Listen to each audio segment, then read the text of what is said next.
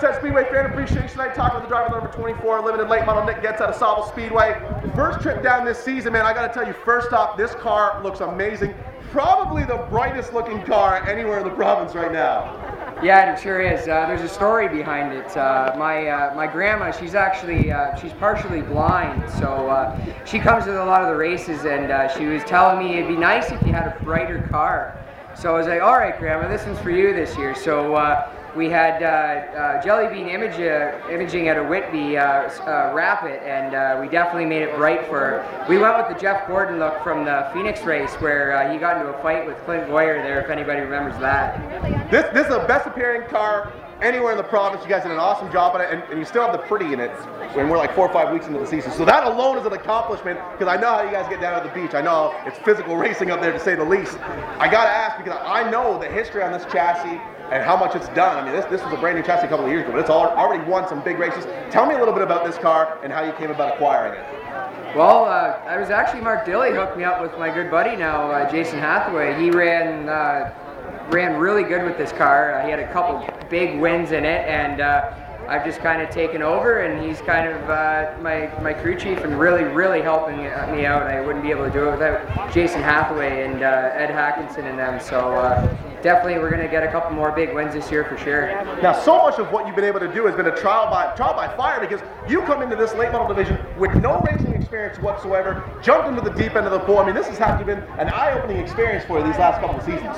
Yeah, it sure has. This is again, this is only my second year ever driving a race car at all, and I did jump into late model, and I'm just loving this. This is pretty much my dream. I did sponsor cars before, but I was sick of that. Now I've just jumped right in and driving myself.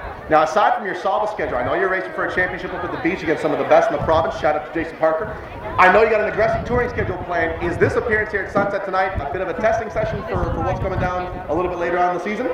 Yeah, it sure is. I'd like to make more of Sunset, though. Sunset literally is the best track in Ontario, I'm not going to lie. Sauble is just struggling this year. We've only got 10 cars. It's going downhill, unfortunately. Sad to say that, but really having problems up there. But I would definitely like to run here full-time at Sunset Speedway for sure.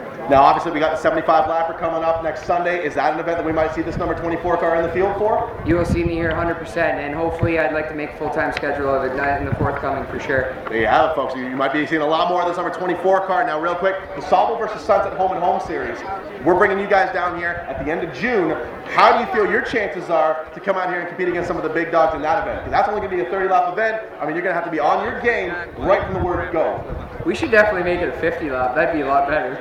But no, I'm definitely getting some practice here for sure. So I'm definitely going to know what the big guys are doing down here, that's for sure. But it's really nice racing with like Bentley and Walters and all those guys. It's definitely good practice, so that's for sure. If there's anywhere to go, it's down here, that's for sure, to get better.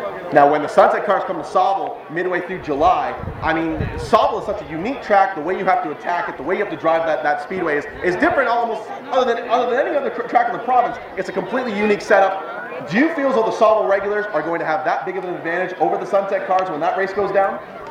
I don't know, that's a good question. It's really tricky up there, because a lot of the guys up there are on a built engine, and I happen to be the only crate there, and we've been making it work actually. So I mean, definitely some of the good guys are definitely going to make that work up there. Like we had we were leading there the other night, and then the caution came out, and then we ended up losing to my buddy there, but we definitely pulled away from the field there. So a good crate hooked up really good has definitely got some potential for a checkered flag for sure. Now tell me a little bit about the rest of your schedule. What are some of the other crown jewel events that we'll see you competing in this season?